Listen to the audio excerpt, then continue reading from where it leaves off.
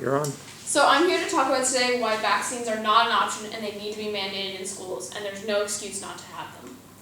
So the most prevalent vaccines that are among kids that can prevent diseases are the HPV virus, human papillomavirus, the influenza, which is the flu basically, Tdap, which is tetanus, and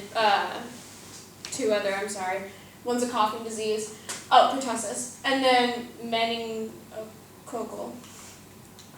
Vaccines is the injection of a killed or weakened virus, and then it introduces it to your system so that then you can develop antibodies and be more strong when that is again introduced into your system. You can fight it off better. So let's take a closer look. 15 to 20% of the population of the U.S. will get flu on the average year. Then $10+ billion is the average cost of hospitalizations and external doctor visits each year. And then the average flu is 3 to 7 days long, and that's the time it typically takes to pass it through your system, but up to 2 weeks after, you'll have a cough or a headache, or etc. But stats are boring, so we're going to make this more personal. So we have Sydney, who gets the flu, and people aren't vaccinated. So then she passes it on to her mother and her brother, who then passes it on to her coworkers and her classmates, and she gives it to Mr. Miles, who then gives it to his family.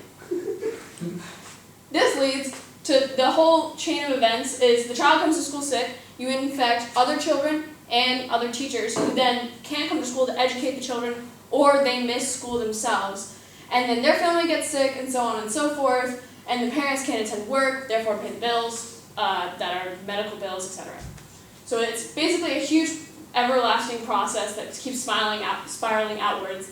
And parents send their kids to school thinking they'll be safe, but how are they supposed to prevent their child's their child from getting sick when other children are being reckless? So we're getting even deeper, making it even more personal. Each period at CSN costs $17, and the average flu lasts 3 to 7 days. So if Sydney misses 5 days a week and takes 8 classes a day, that's going to be $136 per day times 5 days is $680. Now, the average American family spends about $330 each month on groceries. Sydney's bill for missing school that week is twice the average American grocery bill per month. But people will say, but vaccines aren't affordable. I can't afford them. I don't have insurance. I don't know what to do.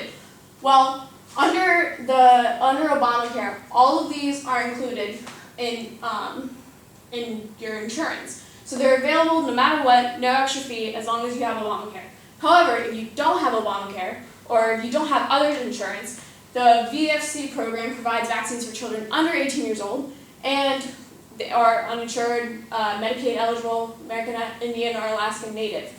There is no excuse not to get a vaccine if you're talking economics. It is always affordable. They will always make some sort of program out for you, and you can always do it. And that's it. Great.